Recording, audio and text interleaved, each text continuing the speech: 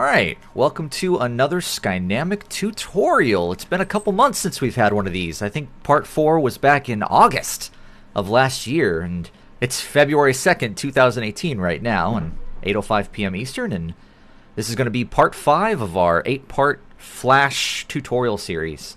How's everyone doing? Pretty good. Good. Fantastic. Sweet. Sweet. Bueno. Yeah.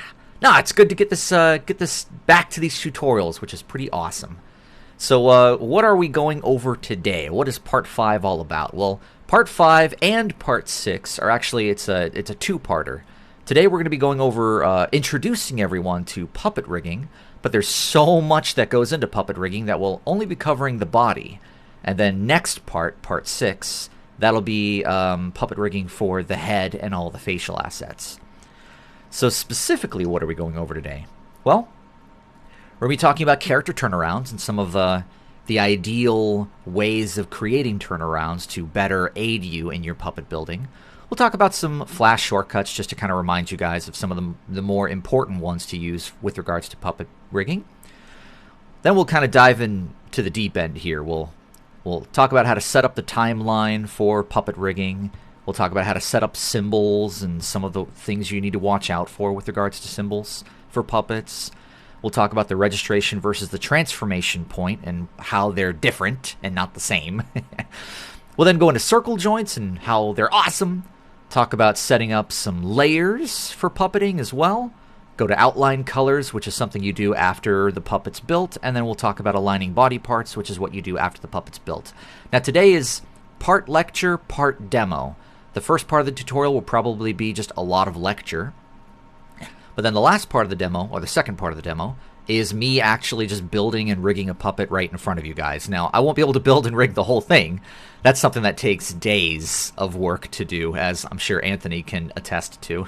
Yep. Yeah, and back when I was working at Floyd County, yeah, it's the kind of thing where they give you a character, and it's just a week-long experience to get that whole thing rigged.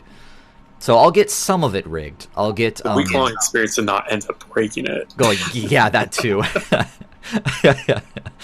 So yeah, I'll be rigging an arm for you guys and showing you how to rig an arm, and then hopefully that'll be enough to where you kind of get the general gist of puppet rigging, and then that's basically all we'll have for the video. It'll be about a 2-hour-long video. Nothing too bad. Nothing too bad. So as you can see, I'm doing everything in Flash CS6, and I know that this is something that I talked about back in part 1 of the video and part 2 of these tutorial series, but since it has been a couple months, the reason why I am in Flash CS6 is twofold. One, most of you guys have Flash CS6, so it kind of made sense for me to try to record the tutorial in CS6. And two, for some weird reason, when we were using Adobe Animate Creative Cloud, you guys couldn't see my mouse, which was weird. And we could only get it to work in CS6, so that's another reason to do it in this program. But alright, so any questions or concerns before we head on with the tutorial? Will there be any differences in rigging from CS6 to Animate? The only difference would be how we go about animating tails, and that's by either using the art brush extension with CS6 or by using a brush with Adobe Animate CC. So when we get to puppet animation in part 8, I might do a little bit of Adobe Animate and pop back and forth just to kind of show you how the two differ. Okay. All right. So let's just jump right into it. So let's start off with some character turnarounds. So here we have a character turnaround of Caleb. Now this was drawn by our amazing Nicole Green way back in, oh man, like June of last year. She did an amazing job. It's awesome. Hit me. That's right. So, turnarounds. A good character turnaround, just in and of itself, even if you're not building a puppet rig, is something where you're usually taught in a college or a collegiate setting to where if I turn on my ruler here real fast and I drag a line down, the idea is that you want the different areas of the character to always line up along a horizontal line. And so as you're drawing these turnarounds, you wind up creating dozens and dozens of these long horizontal lines to kind of make everything line up as the character turns around in 3D space. And it just kind of gives you a nice sense of getting everything to be proportionally accurate as you turn the character. However, you'll notice that as we start to get down to the feet, things don't start lining up anymore, and they actually start breaking away from the line. Like the top of this foot right here actually rises above the line here in the back view and goes below the line here in the front view. Likewise with the bottom of the foot. The bottom of the foot doesn't really line up either. Once you get to basically, I'd say, the calf part of the leg, the lower part of the leg down to the feet, you don't really follow these straight lines anymore. Instead, what you do, and if I get rid of these grids here, not grids, sorry, guides, you start drawing a circle, a perspective circle on the ground, and you actually start to draw the feet and lower leg as if it's rotating around that circle. And the reason why we do that is because it's very rare that you ever are looking at a character when the horizon line is all the way down here at their feet, which means everything would be very flat and front on. Normally, we're looking at a character the same way that we look at people in real life, from eye level. So because it's from eye level, we're looking down at their feet. So we like to have a little bit of perspective or three-dimensionality with how their feet are placed on the ground. And we have to show that in the character turnaround as well. That's just not that's just good ruling. That's a good way to go about character turnarounds, but it's also an excellent way of going about preparing a turnaround for puppeting. So I know that whenever I'm drawing character turnarounds, and I'm sure whenever any of us have drawn character turnarounds, the hardest part is this lower area here, because it's easy to draw something when you can just draw a straight line and just kind of measure things. But down here, it's actually kind of up to your ability to gauge depth, your ability to look at things with a Z axis. And the way that we go about kind of tweaking that is we create the little circle down here with a line across it, which helps us out. So that's one thing you want to be aware of when you're creating turnarounds. Another thing you want to do is the way that this is laid out right now, where Caleb the kitten has all 8 of his views all lined up in a row, is actually not the best way of going about preparing a character for puppeting. Ideally, what you'd want to do is you'd want to, and if I unlock this layer here real fast, is you actually want to draw the character in an animation program like this, where you can put every view of the character on one frame.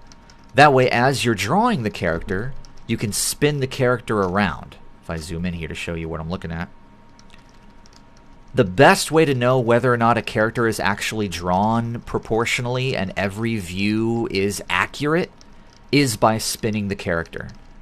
And one thing that you can do here in Flash, or any animation program for that matter, is you can turn on looping, and then just hit enter, and you can kind of loop the character. And if the character is spinning around and it feels like it's 3D, I can go even further by like lowering the frame second to like 2. If it feels 3D, then you know that you've succeeded. Because I guarantee you that any character artist, no matter how skilled they are, if they draw their turnaround all in a horizontal line, there will be mistakes once you actually put all of those drawings on top of each other and spin it around.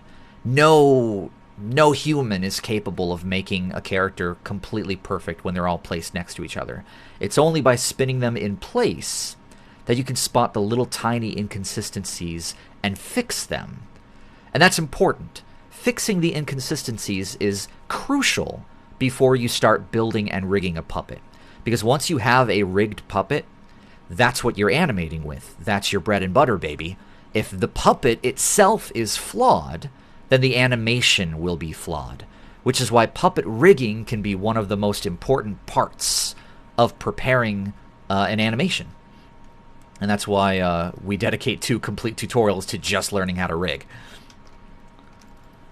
So definitely follow these kinds of rules for drawing your character turnarounds. I would also recommend, at bare minimum, if you are going to be animating a character over a very long period of time. For example, you're not just animating the character for one shot. You're actually going to be animating the character for like an entire episode.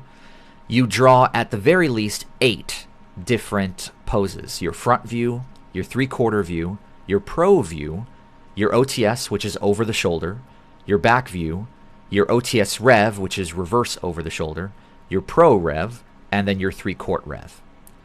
And it's important that you actually draw the rev views, which I've known many character illustrators that don't. But you should, because if your character has asymmetrical elements, you have to know what those asymmetrical elements look like from all views. Caleb has some asymmetry to him. It's very subtle, but it's there. He's got his tooth that sticks out of his mouth. He's got the spot over his eye, the cut in his ear, and the little cut right here in his tunic. So those 4 things, we have to know what they look like from all of the different views that we could possibly see him from. And as such, when we're rigging his puppet, we have to rig 8 different views for his character so that the animators can have access to all of that. So yeah. Do you guys have any questions or concerns about just character turnarounds? For any reason, would you ever make more than that? I mean... Oh yeah, absolutely. Like back when I was working on Chosen for Floyd County, they actually, in between the pro view and the front view, like, see how we've only got one. We've just got the 3-quart. But they had like 1, 2, 3, 4, 5 in between front and 3-quart, and then like another 5 in between 3-quart and pro. That way the animator wouldn't actually have to animate the head turning. It was already all in there and rigged for them. That's just one way you can go about it. Wow. Yeah, some productions have puppet models where you, it's basically just using the deforming in the head and the keyframes they already supplied you with, so you don't even make the head move. You just kind of like cycle through the frames and turn the head. Exactly. It would make production costs a lot cheaper, and when we were animating, we just already had everything created for us. However, we don't like doing that for True Tale because it's very limiting. It's very easy to make the puppet look robotic if you already have all that stuff there. We like to have a traditional feeling to the animation we do here for True Tale, and so we purposefully limit the puppet so that we force the animators to actually draw a little, which I'm sure you animators are already realizing now as we're animating. But yeah, good question. All right, so let's keep going. So before we go any further, let's talk a little bit about some of the most important shortcuts with regards to puppet building. So obviously Z is the zoom tool, but I never use it. In fact, I sometimes forget that Z is the zoom tool because there's the Control-Shift scroll wheel to zoom in and zoom out. So hold down Control-Shift and just scroll your mouse wheel and you'll zoom in, zoom out, which is so much more efficient. Then you got N as your line tool, you've got V as your selection tool, A as your subselection tool, and Q as your transform tool. And I always kind of have my fingers just on these buttons. Oh, hang on, let me actually lock that layer again. That way I don't accidentally draw on there. There we go. So that way I can just draw and then curve and then draw and then curve and do all this other stuff.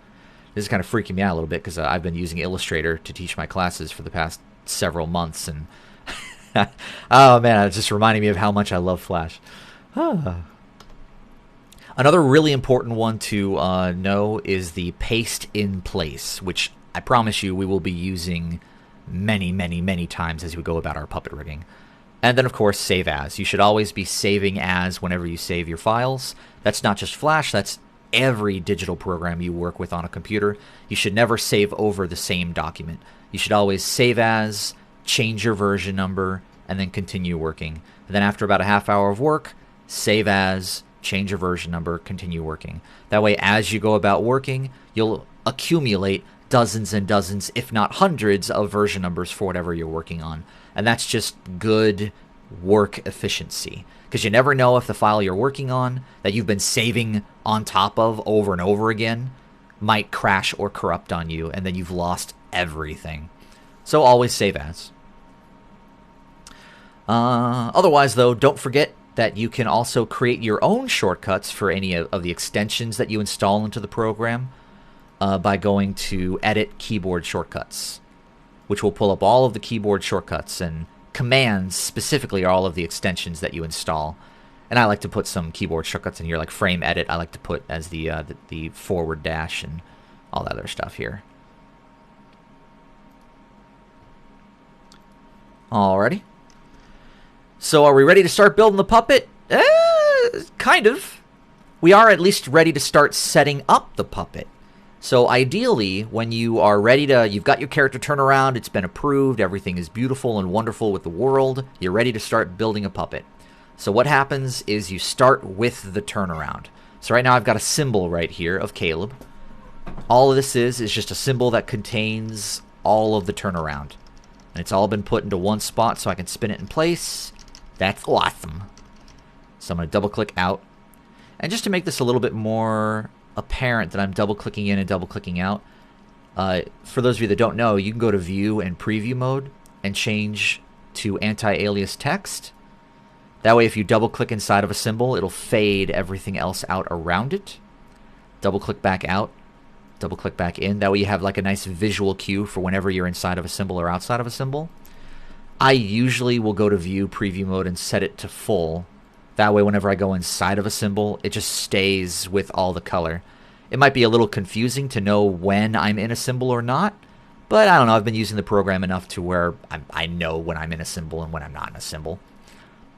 So I'm going to leave it on full just for now, because it makes it easier to read all this stuff while we're inside of symbols. But I don't know, when I start working on the puppet rigging itself, I might go ahead and turn that back to anti-alias text, just to make things a little bit more visually less confusing. So the first thing you want to do with a puppet is you want to have your turnaround.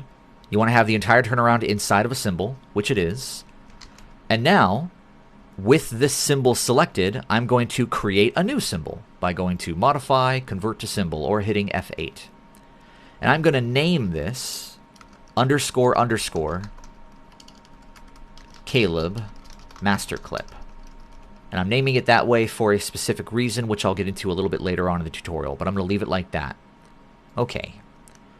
Now, it looks like nothing changed, but if I go inside of here, I've only got one layer, layer 1, with my original turnaround symbol inside of it.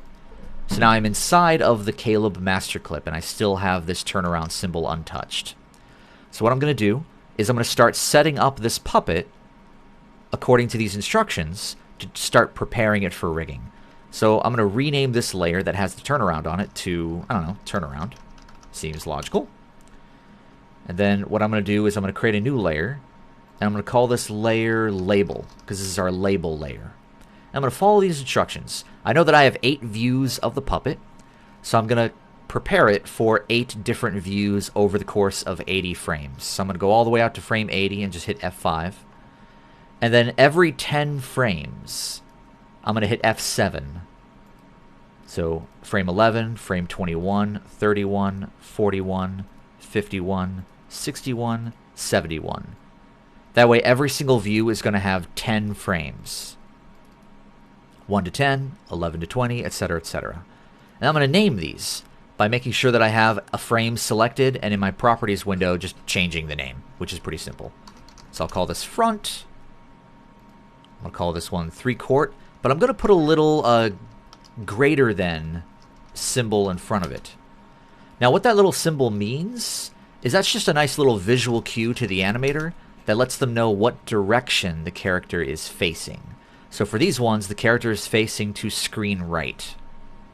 That's what I'm telling the animator. And we have the back view in the middle. And now we're starting to have the character face the other direction, to frame left. So I'll use a different less than symbol for that. The better, the more we can do as puppet riggers to make it easier for the animator, the better. That's our job. Well, it's actually the reason why most puppet riggers, as far as Flash puppets and Toon Boom Harmony puppets are concerned, they're usually the animators themselves. It's very rare that you get hired at a studio to be a puppet animator and not also at the same time be hired to be a puppet rigger. Usually, like what we had at Floyd County is in between episodes, we would spend a week building all of the puppets for that episode, the whole team, and then we'd spend 2 weeks doing all of the keys and breakdowns for that episode. And then we'd ship it off overseas, and then we'd spend a week building the puppets for the next episode, and that's basically what we did. But alright, now I've got all of my label layers set up. But I'm going to do a couple other extra things here. I'm going to create another layer And I'm just going to call this underscore. And then right here, just because I know that a lot of us like to use the Janimation feature, I do this. Do not use this layer. It is strictly for using the batch select feature of the Janimation toolset. There. That way that entire little message appears right here. And then additionally, I'm going to create 3 more layers. I'm going to call the bottom layer background. I'm going to call the top layer midground. And this layer foreground. Now, why am I creating these 3 layers? I'll keep it a secret for now. It's going to play a role later on while we're building this puppet. But at least now, I've got everything sort of set up. Or do I? Not quite. What I need to do now is on the actual turnaround layer itself, put in a keyframe, and then set it to frame 2. And then come over here to the Pro view. When that starts, put in a keyframe, set it to frame 3. Come over to the OTS view, put in a keyframe, set it to frame 4, etc., etc. That way, I am manually rotating the puppet exactly when it should be rotated by the stuff that I've created so far. 7 and F6, 4, 8. There we go. So that way, the character does turn. If I'm in the OTS view, I am looking at the OTS view. If I am in the Pro Rev view, I am looking at the Pro Rev view. And that's how that works. All right.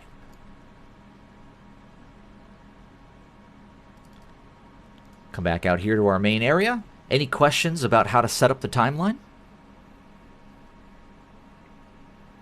No, I don't think so. Not yet. All right, sweet. That's pretty self-explanatory. So in that case, let's move forward. So are we ready to start building this puppet yet? Not quite. There's a couple things about symbols that I want to make you guys aware of. So whenever you create a symbol in the program, as we've learned in previous parts of this tutorial series, the convert to symbol window will pop up over here. Now, you always want to make sure that all the symbols that you create for a puppet are set to graphic, and that the registration point is always set into the middle of the registration point. Then how you name your symbol is, we'll get into a little bit later on the tutorial as far as how you should name them. But just know that whenever you create a symbol, set it to graphic, put the registration point in the middle. Also, after you create the symbol, it's going to default the looping property to loop. But you want to change it. You want to change it so that it's actually set to single frame, starting from frame 1, at least for now. The only 2 symbols that are the exception to that as far as puppets are concerned is the master clip and the head clip. For example, this is my master clip. I know that because I named it Caleb Master Clip. That means that this symbol should be set to play once, starting from frame 1. Because the master clip and the head clip are the only exceptions to this rule. But that means that as I go about rigging this puppet in front of you guys, every symbol I create, I will make sure that it is set to single frame, frame 1. At least for the front view. And then for the next view, they'd all be set to frame 11, and the next view, they'd all be set to frame 21, etc., etc. But I'll get into that as we go about it. Some other things to know of with regards to symbols is that your naming conventions for those symbols themselves should match your layer names. So if I have, I don't know, like if I'm rigging Caleb and I'm rigging his hand, if I name that layer hand far, then the symbol for that hand should be named Caleb hand far. It's the exact same name as the layer that it's on. All I'm doing is I'm putting the name Caleb in front of it. That way, if I have a scene that has like 12 different character puppets in it, I'm not confused about, wait, whose hand far symbol is this? No, it's Caleb's hand because his name is in front of it. Otherwise, though, the master clip, which is the main symbol for the whole puppet, should have 2 underscores in front, which I've already done.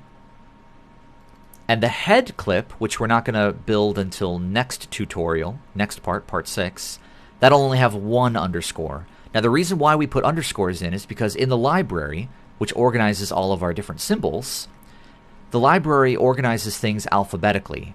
Underscores always go to the top of the library. That means that if I have a scene that has 12 characters in it, all 12 of those characters' master clips will be here at the top. And then all 12 of those characters' head clips will be right underneath them.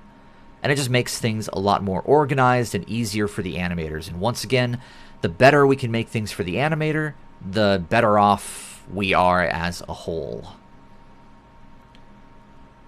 Otherwise, though, the last thing I want to say with regards to symbols is that at all times, you should always try to make sure that every single symbol that you are building for your puppet is set to 100% for the transform.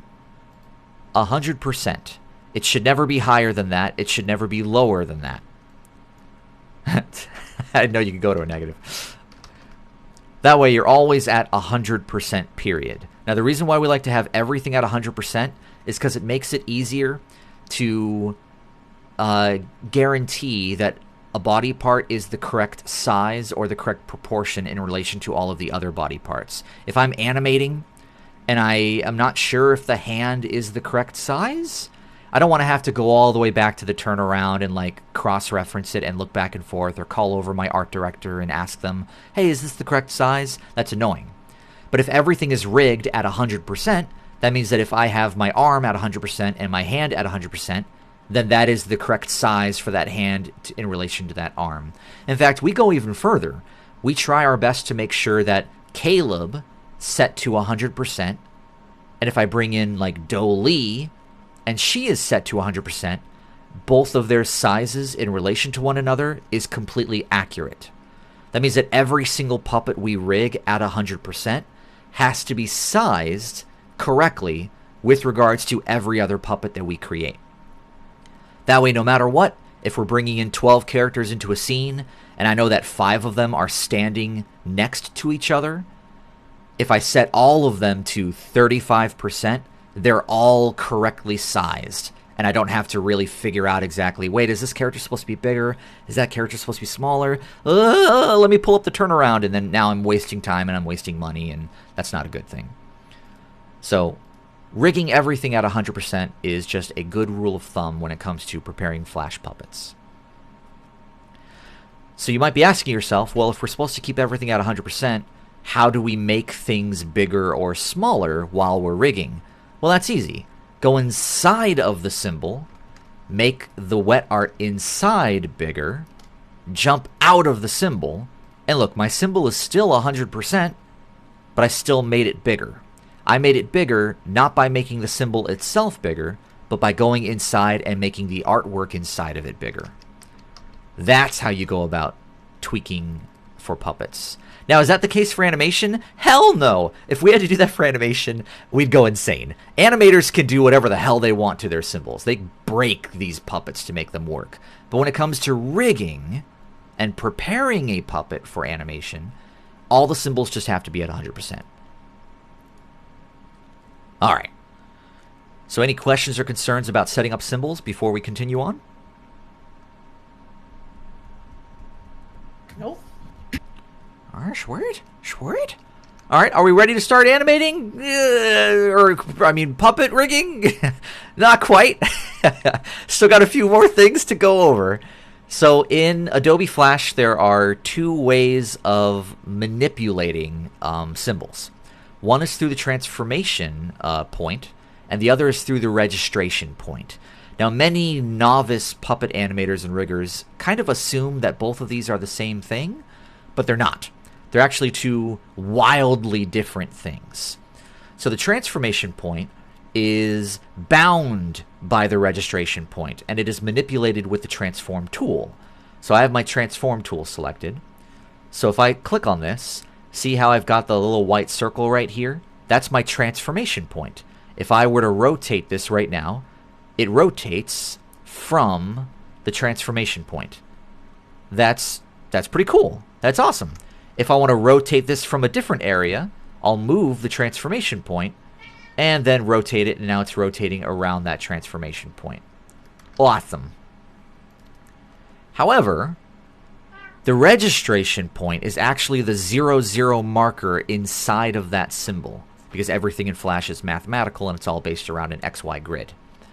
So the registration point is bound and manipulated by the wet art's location within its given symbol. So this is a bad example.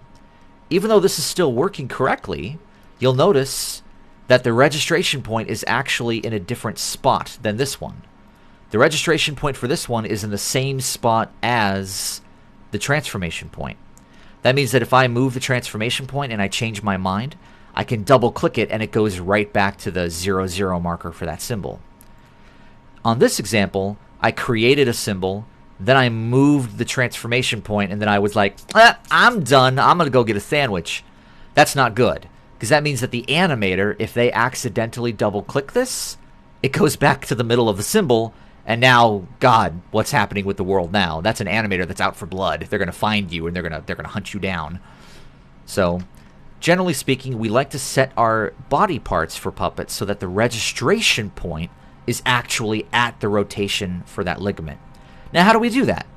Because when we're creating a symbol, if I just create a symbol right now,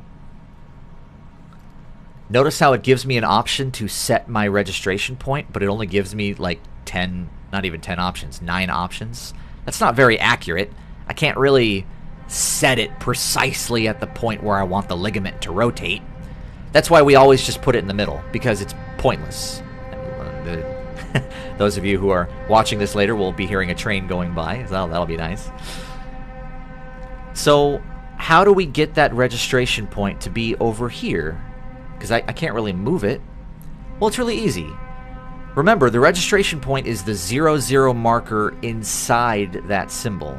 So if I go inside the symbol, right, and then I grab this symbol and I move it. See how I'm moving the symbol around, but the registration point is staying in the same spot? That's because that's the 0, 0 marker. The 0, 0 marker doesn't go away. It doesn't change.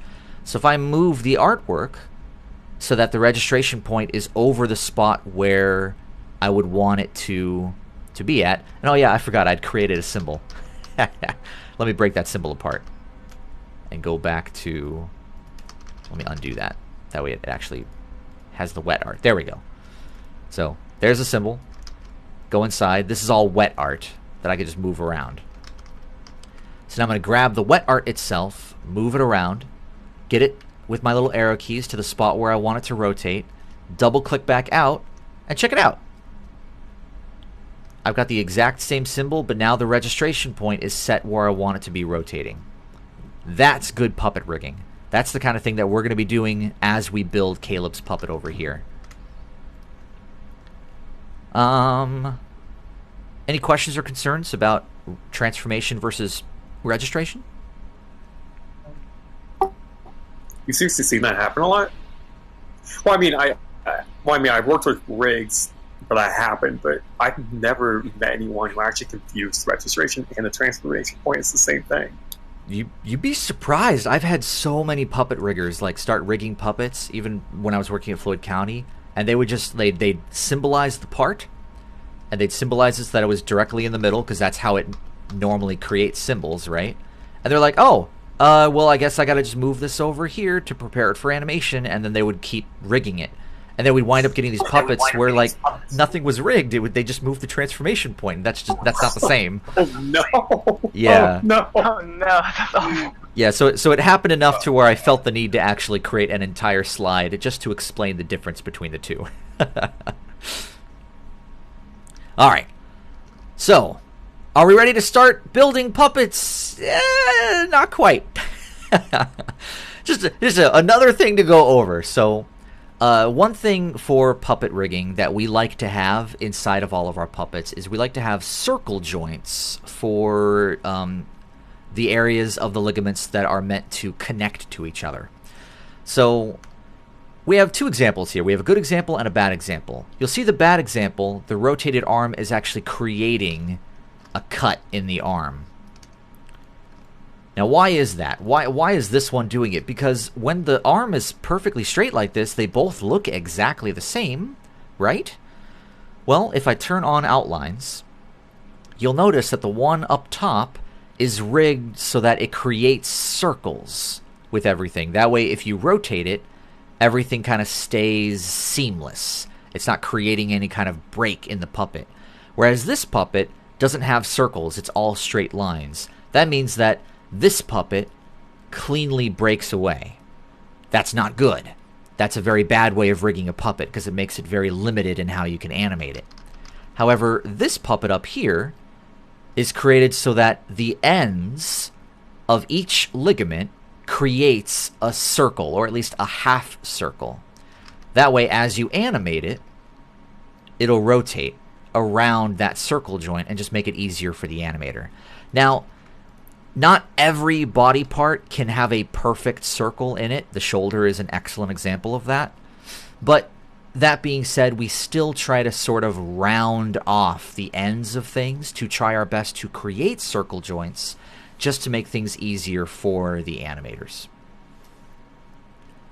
It also helps you break the puppet apart a lot more easily too, knowing that you have circle joints for all this stuff. So any questions about circle joints? Nope. All right. Nope, no questions. All right, Schwert. All right. So we're finally at the point now where we can jump back into the puppet and start actually, puppeting it. Ha! So there's a few things you want to keep in mind as we go about this. I'm just going to dive inside of here. So each body part that we're going to be creating has to be on its own layer in order for this to work. That's just how Flash puppet animation works. Every symbol has to be on its own layer. So that means that every single piece I create, this hand, this part of the arm, that part of the arm, that part of the torso, that part of the collar, that neck, everything has to be on its own layer. Which means that as we are building this puppet, we're going to start creating a lot of layers. So just get used to the idea of creating many, many layers. In fact, for different views, different body parts will be overlapping other body parts, but those same body parts might actually be under those other body parts in other views. And because a layer being on top of another layer will have the object be on top of that object, you should also start acclimating to the idea or the notion of creating multiple layers for the exact same body part. Because on some views, the hand has to be under this, and on other views, the hand has to be over that. So don't be afraid to create more than one layer for the exact same body part, which is something that's just unavoidable when it comes to puppeting. Also, instead of using left or right, it's like this is Caleb's right hand and this is his left hand, instead you want to use near and far. So if this hand is near to us, the viewer, that's his near hand. That hand is far from us, that's the far hand. And the reason why we do that is because when you have a symmetrical puppet, you usually don't rig in OTS Rev, Pro Rev, and 3-Quart Rev. You usually stop at the back view. And then if you want this character to be turned the other way, you would just go to, Modify, Transform, Flip Horizontal, and just flip it horizontal. But there's a problem here. If I was rigging this so that this hand right here, which is his right hand, if I flip that horizontal, that's no longer his right hand, that's his left hand. And now, as an animator, I'm very confused. I'm trying to find his left hand, but the layer says right, and you're just confusing the animators. So we use near and far because this hand is near to us, and if we modify, transform, flip horizontal, it's still near to us. So that doesn't change. It's always going to be the nearest hand, and that's always going to be the farthest hand. So near and far is how we like to name things. Now, when you are creating your layer names, always start with we like to have a hierarchy. So if this is his hand, and that's near, we call it hand _ near.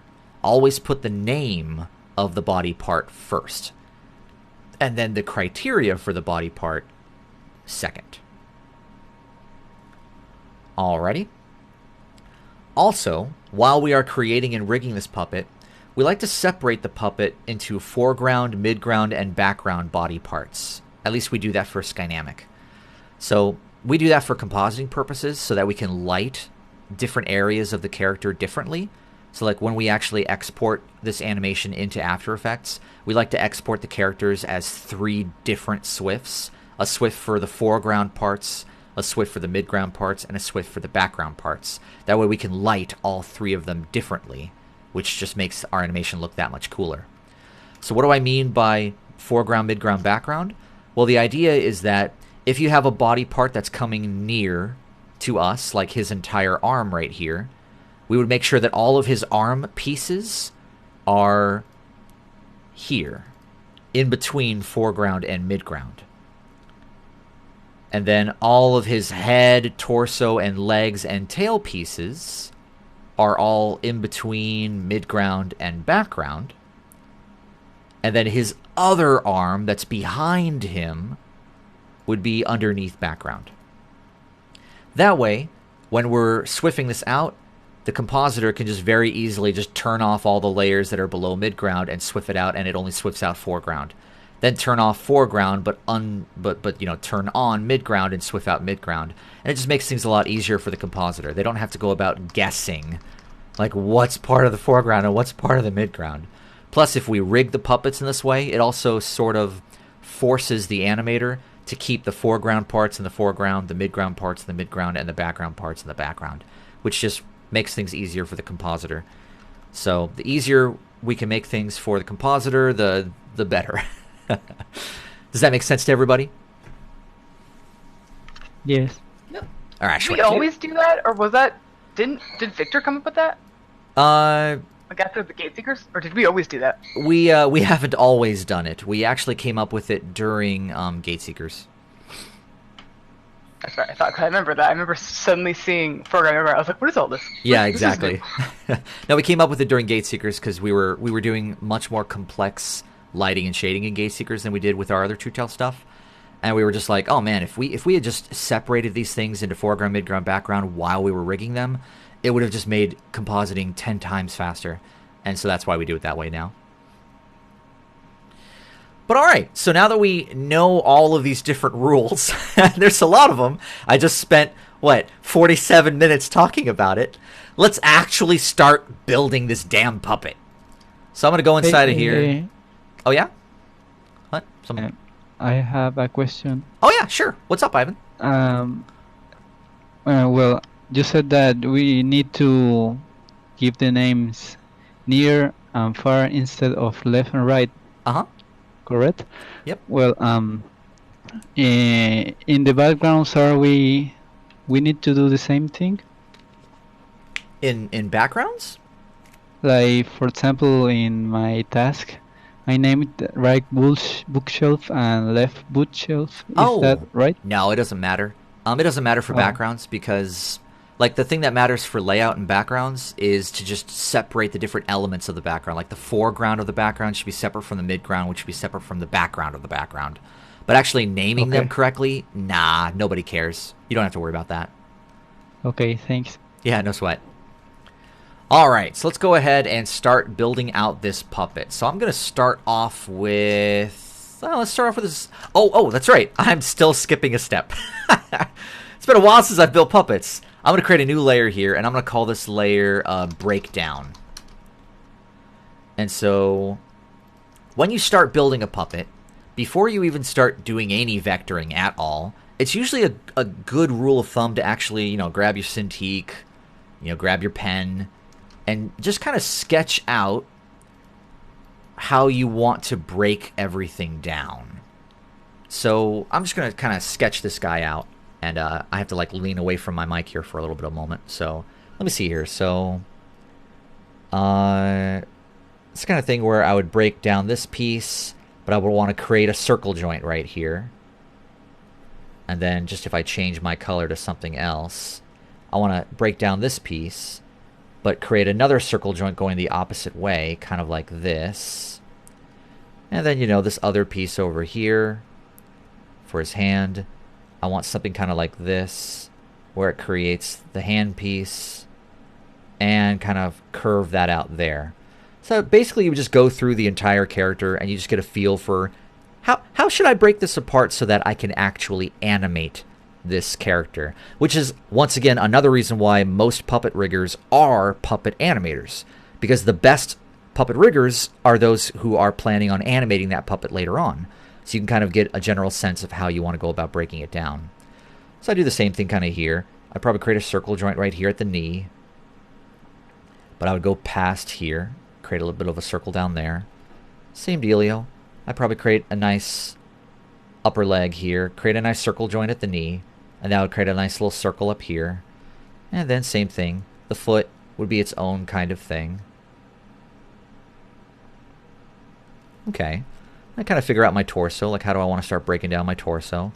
I could break it down into different pieces, like for the pelvis or for something else, but I think that I'd probably be using the envelope tool to kind of animate and curve that torso around, because Caleb's fairly simplistic. His torso shape is basically just like an elongated trapezoid. So that's the kind of thing where I'd probably just put the entire torso as this kind of shape here. But underneath that torso, even though I can't see it right now, he does technically have a butt. So I might create like a sort of pelvis shape underneath this. That way, if he's running and like his shirt kind of flies up because he's running, there actually is a waist there that I can grab and use. I think I'd probably separate out his collar. Not sure. Grab, just kind of running out of colors here. Let's try orange. So a part of me feels like I would actually separate the collar piece, kind of like that, and then I would do a completely separate piece for the other collar. That way I could rotate those collars and have a little bit more animation with them. And then of course I'd have, grab red. I'd have a shape for the neck, like that. And then behind that, once again I am running out of colors, I would put a back collar piece behind this, and like another back collar piece behind there. That way I could animate the collar in between, with the neck in between them. Now I don't have to separate the collar into 4 pieces. I probably could get away with having it just be a front piece to the collar and a back piece to the collar. But I don't know, it just depends on how efficient I want to be with the puppet. The more pieces you have, the more you can do with the puppet. The less pieces you have, the more limited you might be, or at the very least, the more traditional drawing the animator will have to do to truly break it apart. Now, finally, I would also have a big, gigantic symbol, which is his entire head, which is a completely separate rig in and of itself, and that's something that we deal with in the next video. So I'm just going to mark that as a big grah. We're not dealing with that right now. So we're just going to focus on this body for this video. Okay. That's pretty much how like my initial sketch would go. Now normally what I would do is if I were in a studio setting and this is like my first time building puppets, or I didn't feel as sure of it, I might show it to like a colleague of mine or some friends or buddies, and they'd give me their advice and we kind of figure things out. Every character has different things on them, and every character thus has a slightly unique build to how we break their puppets apart. There were many times when I was working on shows in at Floyd County where there'd be a character that just had just a piece of their puppet that I'd never dealt with before, and I was like, all right, so how can I break this apart? How can I make this better for animation? You know, call over my art director, and we kind of, you know, puzzle it out together, and it was always a lot of fun. I really liked building puppets. It felt like a puzzle. You know, how can I fix it? How can I make this work? And then seeing it work and animated and come to life, and having all the animators be like, yeah, that's a good puppet rig, it always made me feel really satisfied with my work. But now that we kind of have a breakdown sketch, kind of have a better idea of how I want to break this puppet down for animation, what I could do is I could take the breakdown sketch and I could symbolize it. And I might just call it, you know, Caleb Breakdown. That way I just kind of have it. And because it's a symbol, whenever I draw anything, nothing will snap to it on accident, which I don't want to happen. So that way I can keep snapping on, but it won't snap to anything, because snapping does not snap to symbols. So that's pretty nice. Or at least it doesn't snap to these parts of the symbol, it would snap to the registration point of the symbol, which I'm not going anywhere near, and I don't have grid turned on. All right. So I've got my little breakdown. So I already know that I want to break down the arm into 3 different pieces: an upper arm, a lower arm, and a hand. So I know that now. So what I'm going to do now is, again, I'm not quite ready to start making parts yet, because I know that I want to try and have circle joints for all the different pieces of my puppet. So what I'm actually going to do is I'm going to create another layer, and I'm going to call this layer circles. And now I'm actually going to start drawing in some circles with the oval tool. And I'll kind of set it to red. And I want it to make sure that it's set to hairline, which is the thinnest possible line you can go to in the program, which is a 0.10. I want it to be as thin as it can possibly go to. And now I'm just going to kind of create some circle joints. So I'll kind of start from right here, hold down Alt and Shift at the same time, and, you know, kind of like that. And I might grab it, use my arrow keys to kind of get it into the right spot. If I turn on my free transform tool, I can even see the exact center of that circle, which is where I think I want the arm to kind of rotate. Maybe something kind of like this. That kind of feels a little bit nice. I'll do the same thing up here. Maybe I want it to kind of pivot from about there. So I'll create a circle right there. And I kind of want it to flow into the natural thing of his shoulder here. So it would basically pivot from right there, which feels about right. Ideally, you want the circle to flow into the shape and have the shape flow into the circle. You want to incorporate these circles into the shape itself. If I had this circle like, I don't know, that, well, yeah, maybe this part of the circle like flows into that, but this definitely doesn't. That means that this arm would just have like half of a circle shape just sticking out of it, which sucks. So you want to hide the fact that you are trying to put circles into all of your shapes. So same thing over here, just kind of create a circle. And I know I'm not going to get it right on the first try, but I'll kind of use this as my guide. And once again, I'm trying to get the hand, like if I'm imagining drawing this line, it'll connect into the circle and then go out of the circle back into the hand. So that goes into the hand very well, but is this a good spot for the hand to rotate as well? Yeah, it kind of feels like that's where the wrist would be. I could see me moving it up a little bit, kind of like this, which means that this would go into the circle here and then out of the circle there. Yeah, that feels a lot better. Let's do that. Then I would just keep making circles. So I'd make a circle for, you know, the knee, and make a circle for the foot, and make a circle for the torso. And basically I'm just creating circles for everything. Even if it doesn't have a circle, like the torso. Doesn't really need a circle shape, right? But I'm still going to create a circle for it. Like this would be the torso right here, because this would be about the spot where I would want to rotate this torso from, because that's where the waist is located on the character. So I just go around and I just create circles for all these different body parts. So this neck would probably be about right here. The head clip itself would probably be about right there. You know, I would just copy and paste these and flip them horizontal to move them over there.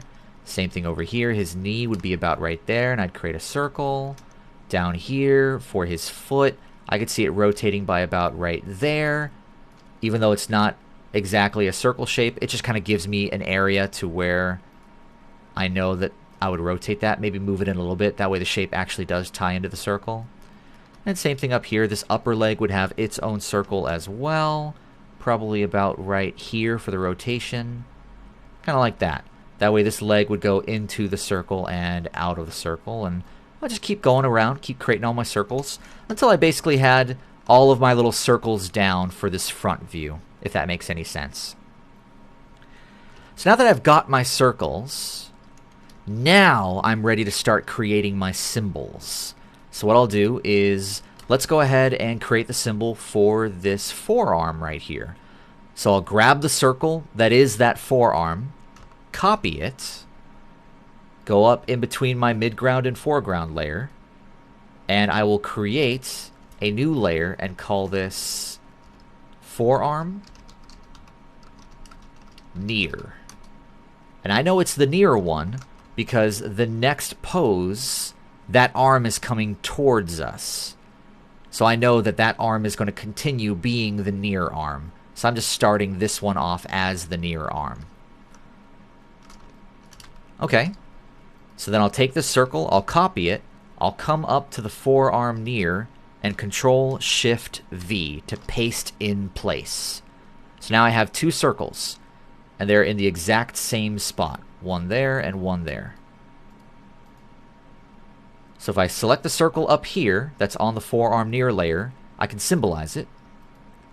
And now I'm going to make sure it's graphic, registration point dead center, and I'm going to name it Caleb _ and the exact same name as the layer, forearm near. Enter. Now I've got a symbol. I'm going to lock everything else except for that layer just to make it a little bit easier to work. So now that I've got the symbol here, before I dive into the symbol, what I'm going to do is I'm going to grab this label layer and I'm going to right click the frames and go to copy frames. Then I'm going to double click to go inside of this symbol, which is Caleb forearm near, and all I've gotten here is just a layer 1 with the circle on it. That's okay. I'll create a new layer, right click, paste frames. That way I have the exact same frames inside of this symbol as is outside of the symbol. This is basically the only time I ever have to create a symbol for his near forearm. I'll never create another symbol for it.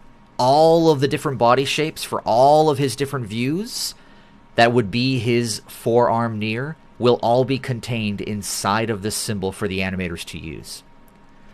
So I'm going to hit F6 on all of these because I already know that I'm going to be rigging out all these other views, so I might as well get the F6 there now. Oh, I didn't mean to grab that. There. Now, I'm going to use this circle to help me with my rigging. So I'm going to grab my line tool, and now it's just vectoring. I'm going to draw a line right here that connects the two halves of this circle together. That way I can take this half of the circle and delete it. And delete that. And I might go to View, Preview Mode, and Anti-Alias Text so I can kind of see this line a little bit better. And now this is going to connect to that, and connect to that, and then connect all the way back up. And then I'll curve this out. And then I'll draw another line right here. Connect it up. And fill that in. And then temporarily, I'll just fill this in with a color. Just so I can tell that it's filled. Excellent. I vectored it out very cleanly. Now, ideally, you would also want to have some kind of color concept for the character. Which I think we have right in this Flash file, actually. Neon green. If I come all the way back over here, well, we've got Caleb right here inside of this little logo. So what I might do is I might go ahead and grab his symbol.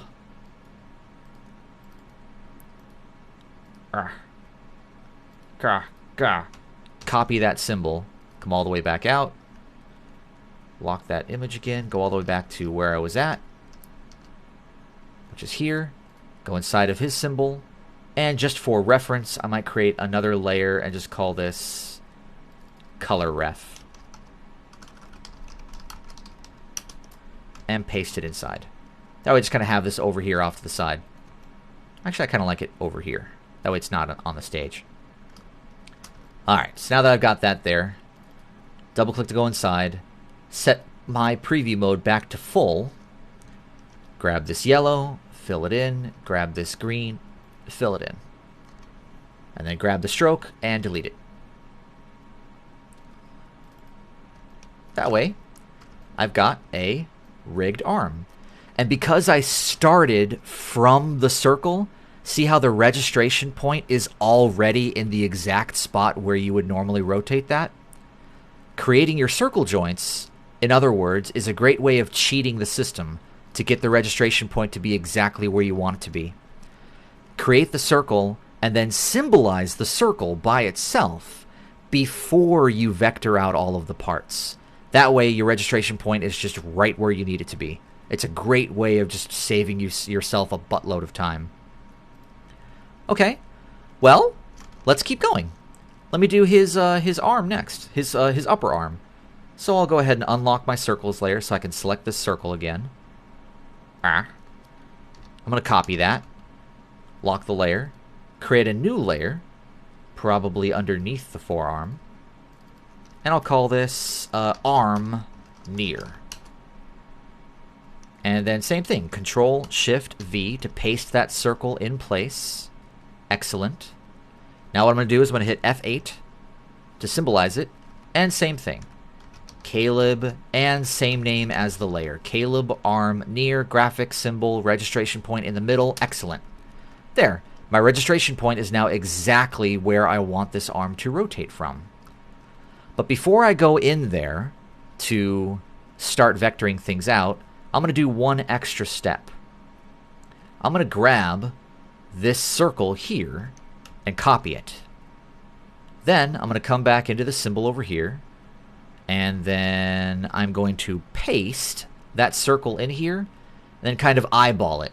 I want to try and get it to be in the exact same spot, so I'll use my arrow keys. And it doesn't need to be 100% perfect, but I'm going to try my damnedest to get it to be. There we go. That's actually pretty good.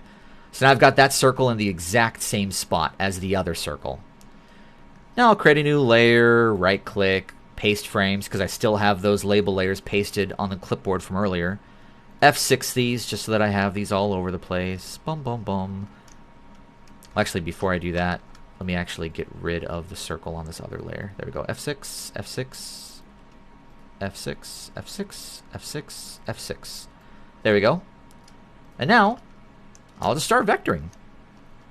So, same thing. Right where the character is going to go into the circle, I'm going to draw a line. So, same here. This one goes into it about right there. Draw a line.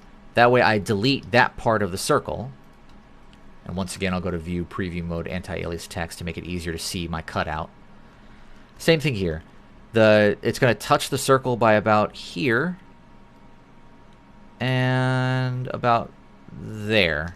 So then grab that part, delete it, and delete it. That way I have a half circle and a half circle. Now it's just a matter of grabbing this one, connecting it to that. I'll still curve it in. Kind of like that. Grab this one, connect it up to that, and same deal. Kind of curve it up a little bit. And then I've already got the green selected from earlier. Excellent. I'll just fill that in. And double-click the line to delete it. And I'll jump back out. And I'll turn this one back on. That way I've got an arm. I've rigged it so that the same circle is at the end of this and at the end of that. That way I have a nice circle joint that connects the two together. And I've already got this one rigged as well. So that also kind of moves. Alright, let's keep going. So let's do the hand next. So the hand should be a little bit simpler. I'm going to grab that circle for the hand, copy, create a new layer, which is probably going to be underneath everything. And I'll call this just hand near. And then I'll do Control-Shift-V to paste that circle in place. While that circle is selected, I'll just hit F8 to turn it into a symbol. Caleb, hand, near. Enter. Let's double-click to go inside. And same thing. Create a new layer. Right-click. Paste frames. F5. And F6 on each one of these.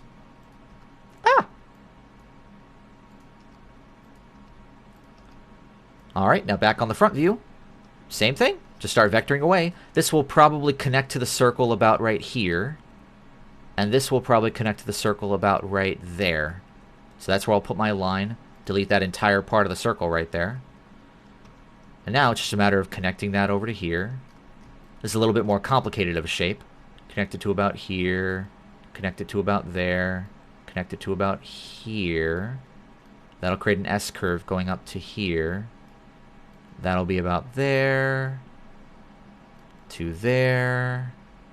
Then it starts to curve inward. Then it starts to curve outward. So now that I've created all my lines, I can now start to curve this around. It won't be perfect, but I can always tweak it later. If you're confused about what I'm doing, well, go watch our vectoring tutorial, which is already recorded.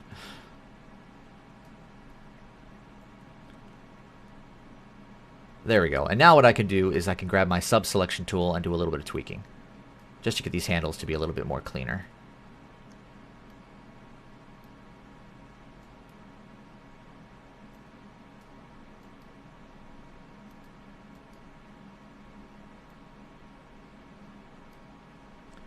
Especially this one. It hurts my brain. There we go. Creates a nice solid S-curve there. Excellent. So now what I'll do is I'll start creating the tangents, not the tangents, the tapers. So that'll taper off into there and also into there. Kind of like that. And then this would probably also have a bit of a taper. And I'm going to break my rule and actually... Oh, well, no, never mind. That actually looks pretty good. I'll probably do it like that to create a little bit of a taper right there on the hand. Okay. So now it's just a matter of grabbing the colors for his hand, which I already know is over here. So I'll go to View, Preview Mode, Full. That way I can see everything. Grab the hand color, fill it in. But I also want to grab the color for the dark part of his hand. That way I can come over here and fill that in and fill that in. Then select the entire thing and just set the stroke to none. And it goes away. Double click back out. That way I've got a hand. And it looks like it's turning rather nicely. And I would just keep doing that. I'd keep selecting my circles and vectoring out the parts and getting it all rigged until I'd finished the entire front view. Which would take me about another, like hour and a half if I just wanted to do the front view and finish all of that off. So any questions or concerns so far with what I've gone over?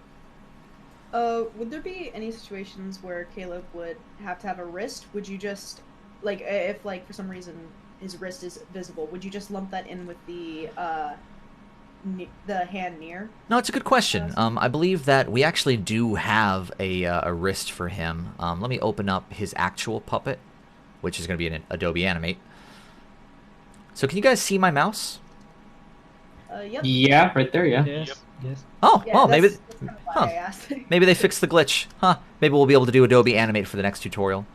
But I believe that we've actually got a legitimate wrist for him. Yeah, see that as we break it apart? So the forearm has a wrist shape at the end of it. So that's what I should have done with this one over here. And I didn't, because that was stupid. Does that answer your question? Yep. Alright, sweet. I had a question. Yeah. I know when you're rigging the hands, you can just easily like redraw the hands, but for whatever reason, would you ever like rig the fingers themselves so you can do more complex things? Never. You just redraw it? Nah, you just redraw it. Okay. If you had like a shot that was a close up of a hand and it was like in the shot for like 5 seconds as it slowly did something, yeah, we'd probably rig a hand just for that one shot, just to make it easier for the animator. But as far as the base puppet goes, you'll never have to rig fingers for it. Okay. Alright, so let's just pretend that I finished off the entire front view. And now I'm ready to move on to the 3/4 view. How do I go about doing that?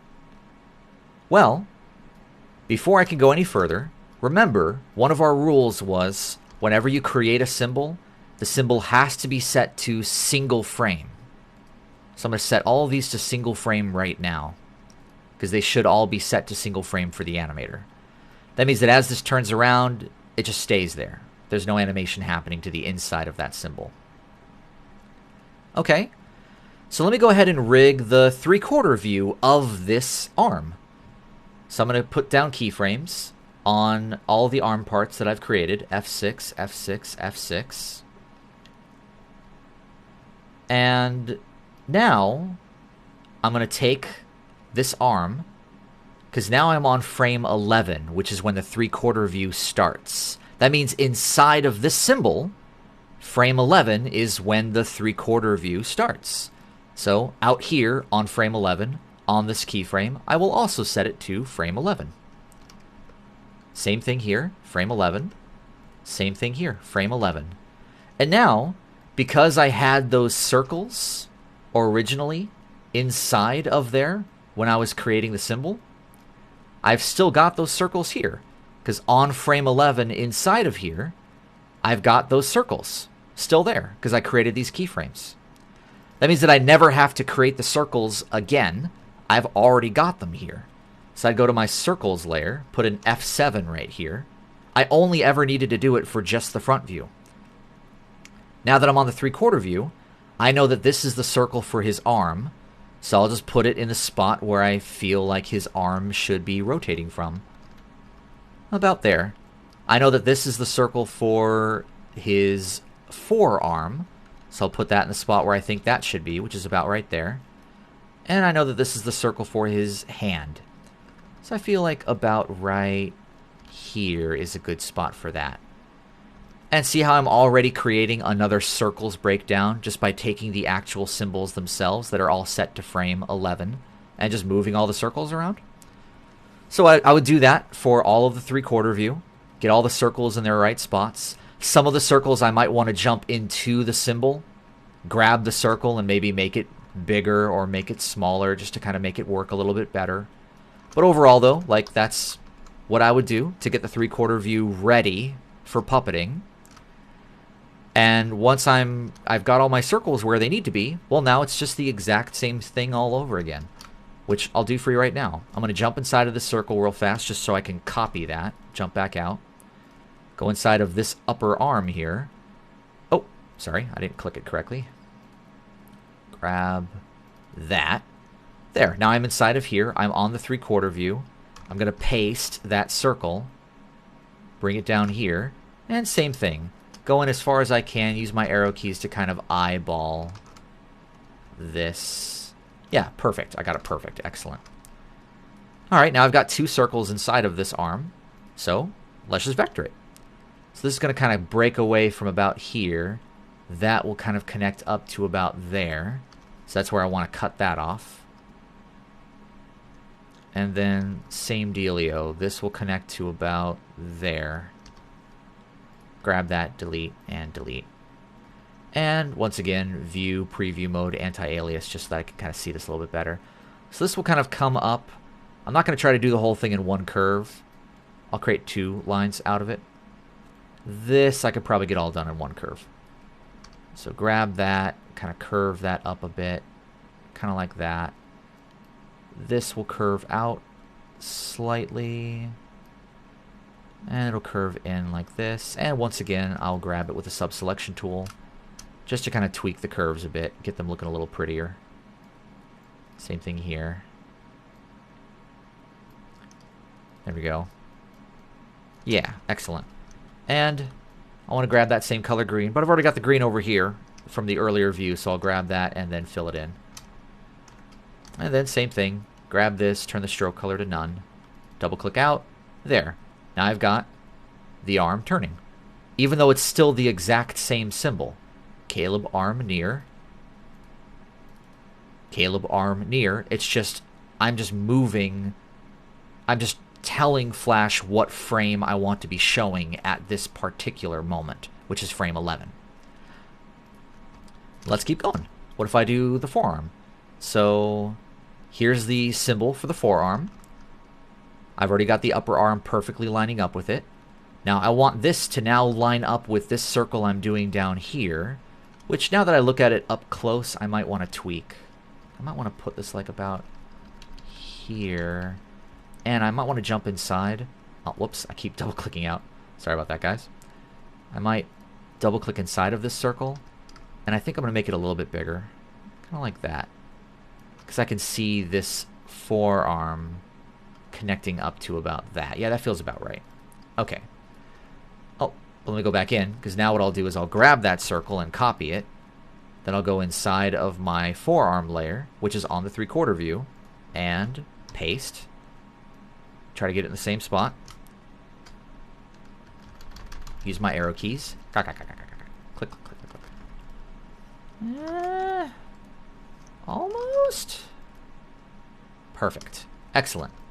And same thing. I'll just vector it out. Heck, I'll be quick and dirty with it. I can see that cutting off about there. And I can see that cutting off about there. So grab that, delete. Oh, whoops, double clicked. Ah. Grab that, grab that, grab that. Grab that. Grab that, grab that, grab that. And let's see here. Gonna draw a line right there. It's a little bit more complicated of a vector. That's alright. Nothing that we can't handle. This will connect up to here. Curve that out. I won't be able to get the curve perfect, so I'll have to grab the subselection tool to tweak it. That's alright. And then this will connect over to here. And then kind of go out over here and then grab the subselection tool to tweak that curve. Which is very... my computer's being a little... trying to grab you, and why can't I... Ah! Oh, there it is. Okay. Whew! Whew! Alright, and then this will connect up to here. And kind of curve out. And this will kind of connect up to here and kind of curve out. There we go. I've created my little nub. And now, I have a problem. This, I need to connect over to here. But if I cross over this, it's gonna... I can't really curve the whole line. So temporarily, I will create a new layer. And I will draw this line on the new layer. And now I'll curve the line on that new layer.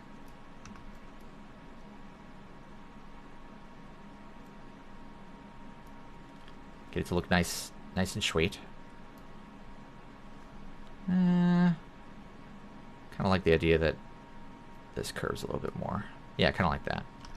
And now I'll grab that, cut it, Control X, delete the layer, be back on this layer, Control Shift V to paste in place, and there you go. Okay, so same dealio, view, preview mode, back to full. Now I can go back one frame and grab this yellow, go back another frame, grab this green. But now I'm in a kind of a new territory here, so I need to grab the skin color to fill in that nub, and the inner part of his shirt to fill that in. Then I'll grab the entire thing and set it to none. Jump back out. Now I've got a nice rigged arm. It's got a circle joint in it that perfectly matches up with the other one. Excellent. And I did, once again, all of it inside of the same symbol I created earlier. So now I've got the front view of the forearm and the 3/4 view of the forearm, all inside of the same symbol. Now let's do the same thing with the hand. So where is that hand? It's right here. So I have a problem.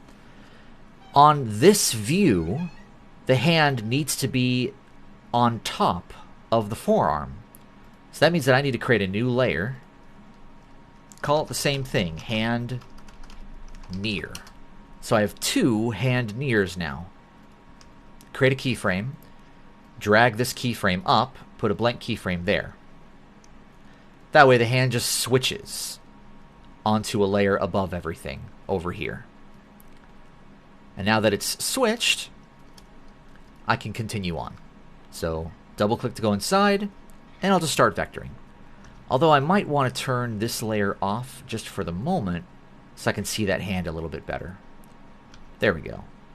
So I don't even need the circle because I'm not trying to connect this up perfectly with a circle. I just want it to be on top. So that's the kind of thing where I would just go ahead and just vector out this hand. Something kind of like this, to like there. It would then connect up to here. This would then be 2 lines. That would be another line. I think I get it all of it done with one curve. We'll try. And then that would kind of connect up to here. This would connect up to there. That would connect up to about here. That would create an S curve, and then another S curve connecting to there. So we'll just kind of start curving this out. Don't try to get it absolutely perfect on the first go. That's what the subselection tool is for. And yeah, I was right. Sweet. And that connects up there. This connects down to here. That curves out to there. I know I said don't get it perfect on the first try, but I kind of am, which is awesome. Very nice. Ah, that's a pro right there. Got all my skills. I still got my skills. All right. And then this is going to continue on to there and then create a nice sort of taper. So that's the kind of thing where, bum, to connect into it, and bum. I'm not going to follow the drawing completely. I kind of like that this creates a better curve. Don't feel like you always need to follow it perfectly. Take some artistic liberty if you want. I like how that kind of creates a better curve too, and then I'll just kind of have that connect up to here. There we are. And then same dealio. This is going to connect up to here, create a nice curve. And I like the curve actually being on the inside. And there we go. So, same dealio, just go back a frame, grab this color, fill that in, grab the dark color, fill in the taper, fill in the taper, fill in the taper, fill in the taper. Select the whole thing, set the stroke to none, and there we go. Turn this one back on, and there. Now I've got the hand on top of it, just for this view, like it should. But it goes behind it for this view, like it should. And just like earlier, I'd go to all my other body parts, and using the exact same method, I would get all of them kind of rigged out for this 3/4 view. Then same thing, copy and paste them all the way over to the Pro view, or just create keyframes, set all of those frame numbers to, so like if I create another frame here, keyframe, keyframe, keyframe. Now I set this one to frame 21. Set that one to frame 21, and that one to frame 21. And now, same thing. Move the circles until you kind of get them in the area that you want them to be. You might have to go inside and kind of make a circle bigger or make a circle smaller, depending. And same thing. Now just go through and I'd vector all that out, and then I'd go to the next view, and then go to the next view, and go to the next view, and basically keep going until I had everything rigged and done to basically the point where we have this. We'll turn the head clip off just for the moment. So I would have this. This would be the fully rigged out body of my character.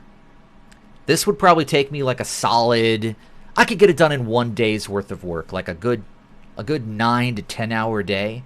I could get the entire body of all 8 views rigged. Because the body is not as complex as the head. The head itself would be like another 2 days of work. But yeah. Then how did we actually break this puppet apart? Just to get a feel for it. So it looks like we have these 3 parts, so I was right about that. We have these 3 parts as well. We've got the whole torso, but we've actually separated out his collar as a separate piece. But it's only one piece. And then we still have the back piece, which is also its own piece, and the neck. And then look, there's that butt part I was talking about. And we have the back part of the shirt as well to make it easier for us to animate the shirt a little bit better. So that's how we actually broke it apart for the show. So that's his official puppet.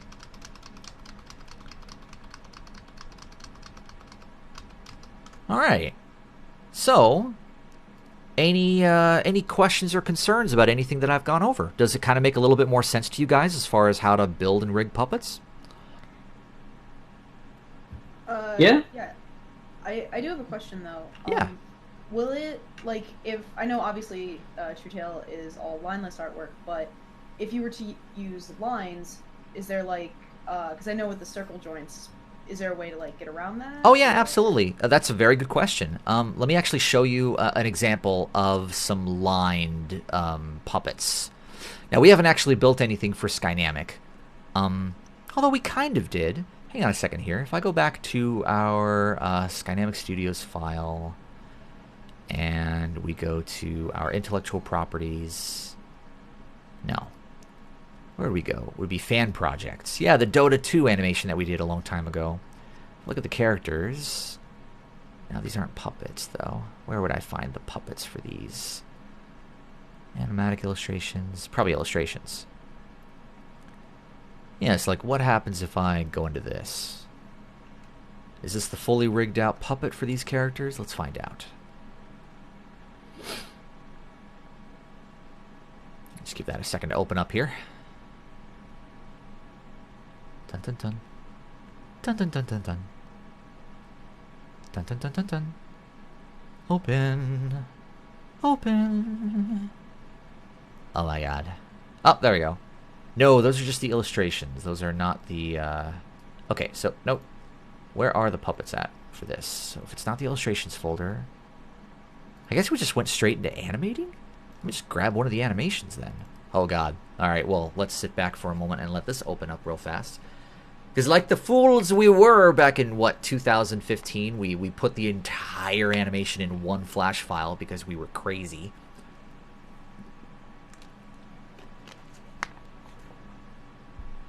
Did make it easy to composite, though. Alright, so we're just going to let that sit there for a second. And then while we're waiting for that, let me also jump around and go find another thing as well. Let me see here. So, I believe that if I go to here, come back out here. No, it would be in college. And then I'm guessing it would be Floyd County. And yeah, this is another thing that I could open up as well. So let me open that one up in CS6. This is another good example. So we'll just see which one opens up first.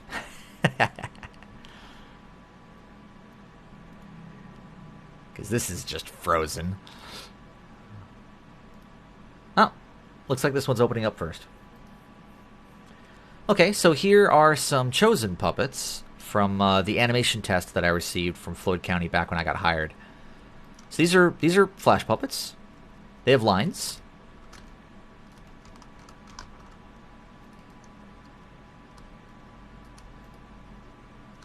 So the idea is that to have the skin travel from the arm all the way down to the hand, you rig it so that it breaks. So the line just stops right here, and there's just lineless skin right there. But then the arm underneath it, you actually create like a little nub of black line. That way, if I were to put these back, it's rigged so that if you rotate this, you still have the line underneath the arm that you can kind of connect the line to. See that? Same thing over here. If I do that and I just line up the lines, it looks like it still has one outline, but it's still rigged puppet-wise. Does that make sense? Yep. Sweet. So that's how you get around the lined stuff. I wanted to show you the Dota one because that's technically something that we did. Oh, hey, look, it opened! And I can't see anything. Where's... Why is it? Is it just... It's just empty? Like, why is it empty? That was a really good rig, Zach. Yeah, that's an amazing rig, isn't it? That's pretty awesome. What's going on? What's happening? Why is it empty? Is the file corrupted? Oh, wait, there we go. Okay, yeah, alright. So this is stuff that we did for Dota, for a fan animation that we created for a contest. So these are all lined characters.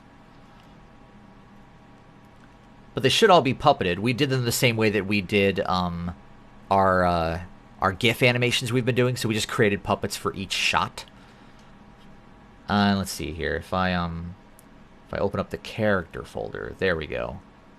So we went really loosey-goosey on this one. So if I grab, I don't know, for example, like, you know, her arm. So the whole arm is just rigged out. Do any of these bend? Probably not. I think we just drew the entire arm. Yeah, so we severely cheated this one. So that chosen one, I'm glad the chosen one opened up then, because it was a better example. Yeah, we definitely cheated. Like right here, when, for example, this character needed to bend its arm, like that, we just drew a whole new arm that was already bent. Definitely went squashy, stretchy, and cheated this one. Alright, well, never mind then. Alright. Oh, and I just got a... Oh, wow, I just had Flash crash on me. So let's open that back up. Ah, the deliciousness of Flash. And I'll just open that right back up. That is the wrong one. Didn't even remember the fact that I had it open. That's sad.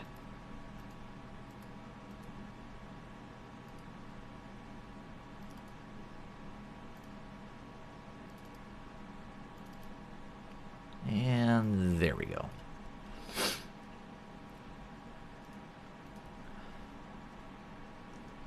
All right. So what else do we have to go over in this tutorial? Oh, man. Oh, no, I lost the puppet I'd already rigged. Ah, that's not fair. All right, well, let me show you some other stuff that you want to be aware of. So after you've finished rigging the entire body of the puppet, the next step you'd want to do is you'd want to actually double-click these little squares down here to recolor the outline. Because generally speaking, we like to have similar colors for different body parts of a character. So if we come back to Caleb over here, we take a look at how we colored his outlines. And I'm just going to turn everything off except his puppet to make this a little bit more apparent. Notice how his entire near arm is colored green, his entire far arm is colored purple, his entire near leg is blue, his entire far leg is orange, and all of his torso parts are teal or cyan. If I turn his head on, his head clip is red. And then as he turns, we keep those colors consistent. So that way the animator, just by clicking outline mode, can at a glance tell exactly where all these different body parts are located. Which just, once again, it makes it easier for the animator. That's a very easy thing to do. Once again, all you have to do is click on the layer that has the symbol, double-click the outline color, and you can set your own outline color. I'll make this one pink. And now if I go to outline mode on it, it'll be pink. So ideally, we like to have consistent outline coloring for all of the body parts as well. And this is just the color scheme that we like to use for Skynamic. And then, the final step that you take after you're done with outline colors, everything is rigged correctly, you're all done, is you align the body parts. So, what do I mean by that? Well, here's a good example. You'll notice that this arm, the bounding box of the symbol, is aligned along the direction of the body part. However, this one, which is a freshly rigged arm, see how the bounding boxes are not aligned along the body part? They're just straight up and down, 0% rotation. So, how can we go ahead and tweak these bounding boxes to look more like these ones up here? Well, it's really easy, but it has to be the last step. Because once you do it, it kind of makes rigging the puppet a little bit difficult afterwards. So all you do is you go inside, you grab the wet art for that particular body part, set your snapping to snap to grid. That way, if I move this transformation point, see how it snaps to the registration, which is the 00 mark on the grid? Now, I rotate it so that it's straight up and down with relation to my screen. Up and down. Double-click back out, and now I'll rotate it back to where it belonged. And see how now the bounding box is aligned along it? Same thing. Double-click, select all of it, move the transformation point to the registration point, rotate it so that it's straight up and down in relation to the screen. Double-click out, rotate it back over, and now the bounding box has been aligned along it. Same thing with the hand. Select everything, move the point, get it straight up and down, sorta kinda, double-click away, and rotate it back. That way, we now have an arm where the bounding boxes have all been aligned along the character. And if we go back to Caleb over here, you'll see that we did that for him as well. All of his different bounding boxes are aligned along his different body shapes. Just to make things a little bit easier for the animator. Doesn't make that much of a difference, but it makes enough of a difference to make it worth doing. So we like to do that as well. But we do it at the very, very end when everything is all rigged and it's like, all right, we're about to hand it off to animators. Real quick, take a half hour and align all your body parts. And you're done.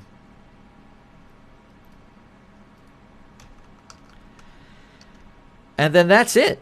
That's all I had to show you guys with regards to rigging the body of a puppet. Does anybody have any questions? No. Nope. All right, sweet. Sweet. All right.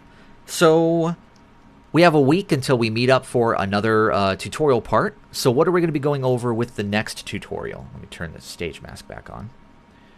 So next week we'll be going over the second part of puppet rigging, where we'll be talking about how to rig the head. We'll be doing a lot of the similar things. We'll talk about how to set up the timeline for the head clip, how to set up layers for the head clip, how to do outline colors for the head clip because they're different. But then we'll get into some different stuff. We need to talk about how to set up eyelids and cheeks, which by default are not shown on a character turnaround. We don't draw eyelids and cheeks on a character turnaround. The character is always in a very static, neutral pose with a neutral face. So how do we create eyelids and cheeks for a puppet? How do we create handles so that we can grab symbols when there's nothing showing? How do we set up the mouth for lip syncing? How do we set up the noggin for lip syncing? And then, of course, how do we align head parts at the very end? So it's just another very complicated tutorial. It'll last about another 2 hours, and it'll be... well, if everything goes to plan, 1 week from today. And that, ladies and gentlemen, is it for this tutorial. So thank you very much. Thanks to you. Great, thank you.